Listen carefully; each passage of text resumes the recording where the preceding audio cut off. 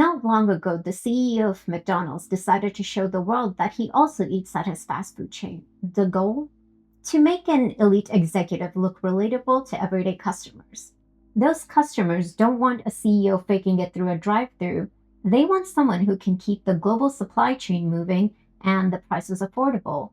When an elite tries to act like a commoner, they don't look humble. They look like they're wearing a cheap costume. It's an insult to everyone's intelligence. This performance occurs because relatability has become a universal variable for people and brands who have lost their substance. It's a desperate smokescreen. Think about it. A private Swiss bank is never relatable. A high-performance military stealth jet is never relatable. A multi-million-dollar artistic masterpiece is never relatable. You don't look at these things and see a mirror of your own daily life. You look at them because they are reliable. They represent peak function, aspiration, and solutions. In the modern boardroom, executives have been trained to chase the average. But in the vault of strategy, we don't look for the norm. We look exclusively for the outliers. Relatability is simply the mechanism used to flatten the peaks of genius. It ensures that the fodder isn't intimidated by exceptionalism. It is the industrial marketing of the mediocre. This corporate rot has trickled directly into our personal lives, mutating into a psychological plague spread by the internet gurus and self-proclaimed influencers. You have heard the phrase 1,000 times. I started with absolutely nothing, and if I can do it, you can do it too. This is not inspiration, it's biological gaslighting. It relies on the fundamental lie that all human beings are universal variables that operate under identical conditions. They tell you that everyone has the same 24 hours. But that is a mathematical insult to anyone carrying a real structural load. 24 hours spent in the pristine quiet of the Swiss Alps is not the same as 24 hours spent inside a domestic prison, trapped in a high-density environment, battling chronic noise pollution, navigating debilitating health issues, and possessing absolutely zero finance or emotional support. When a guru standing on stage tells a person in the trenches that they aren't trying hard enough, they aren't lifting you up. They're colonizing your struggles. They're manufacturing a bootstraps mythology using a hidden safety net of privileges to make basic success look like an act of God, a topic I covered in my first video. This is the same corporate delusion we dismantled in our previous autopsy of corporate failure. It's the blind belief that a template can replace raw substance. Relatability is the primary tool the incompetent use to standardize the exceptional. They don't want to inspire your potential, they want to standardize it. They desperately need to believe that your 9-hour war in the trenches is the same as their 9-hour day at a climate-controlled desk. It isn't the same. They lack the capacity to even fathom the weight that you're carrying.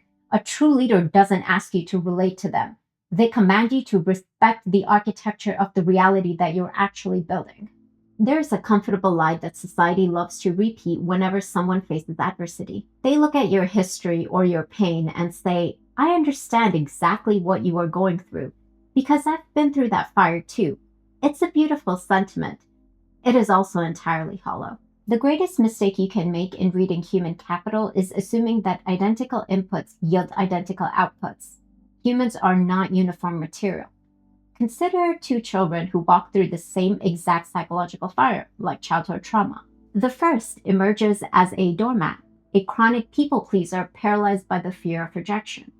The second emerges as a serial killer, warping the same exact pain into a cold, calculating weapon of control. The fire was identical, but the internal architecture was entirely different. That is why a phrase like, I have been through what you have been through, is a dangerous form of psychological fraud. It assumes that because you share a past, you also share a soul. They look at a candidate, see an echo of their early struggles, and assume they survived what I survived, so they will fight like I fight. No, they won't. You are projecting your architecture onto their blueprint. Stop hiring people you can relate to. Hire the individuals whose internal framework was built to withstand the specific, brutal stress test of the role, regardless of whether they make you feel comfortable or not.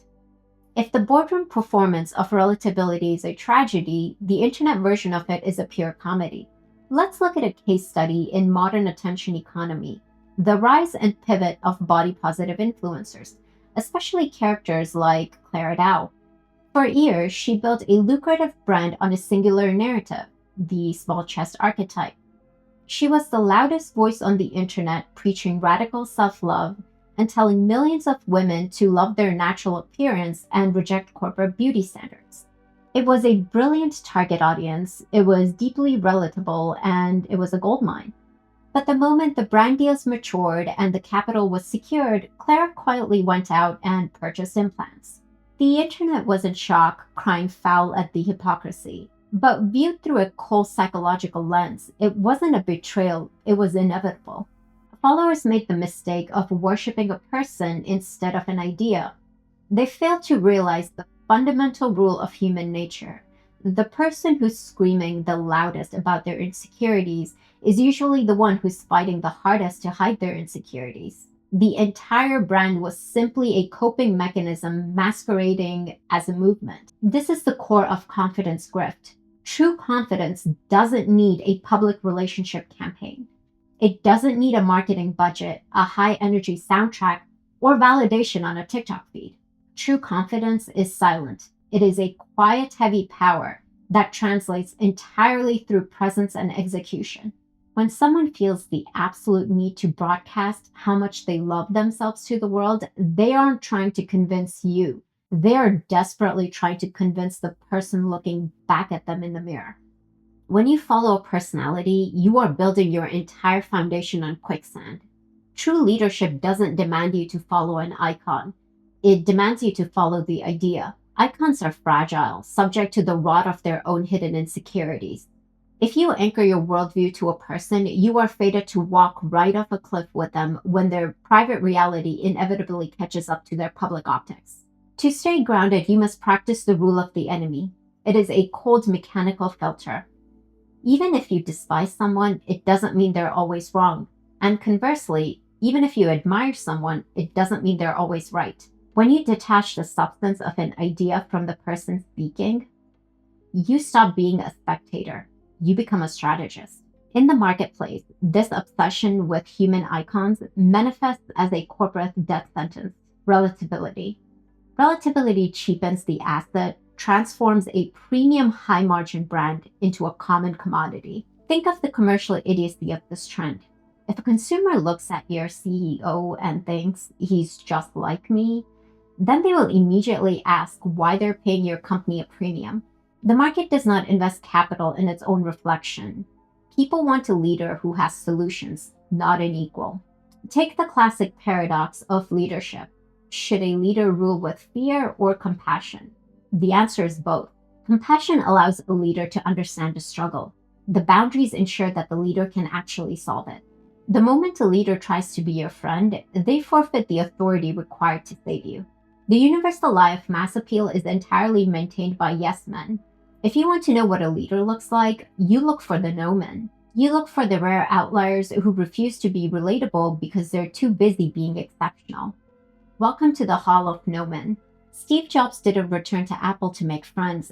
He walked into the boardroom, looked at a bloated spreadsheet of countless products, and said no to all of them, slashing the company's output down to a few pristine assets. He wasn't relatable. He was an uncompromising force who understood that ruthless subtraction was the ultimate form of excellence. Look at Alan Mulally at Ford. In 2006, his executive boardroom was conditioned to sugarcoat catastrophic data, color-coding reports green while the company bled millions. Mulally stopped in the meeting and asked how everything could be green while the ship was sinking.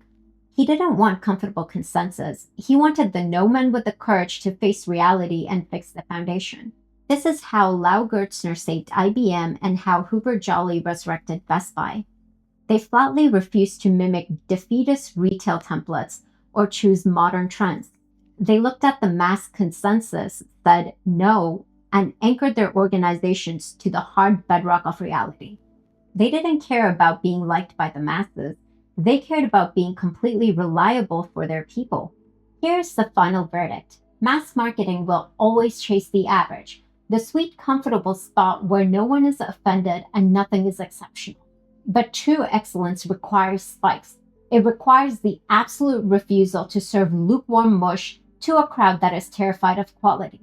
Stop running in circles. Stop looking for a mirror of your own current limitations, or you will stay exactly where you are. When you stop begging for relatability and anchor yourself to raw execution, success ceases to be something you chase. It becomes an inevitability. This holds true in business, and it holds profoundly true in your private life. Stop looking for comfort in your alliances, partnerships, and relationships. Look for individuals who have been tested by reality and emerged as unyielding steel, not formless ashes. Surround yourself with no men and no women who demand your exceptionalism. In my next video, we're going to talk about why you should stop putting people on a pedestal and see them for who they are. I will see you then.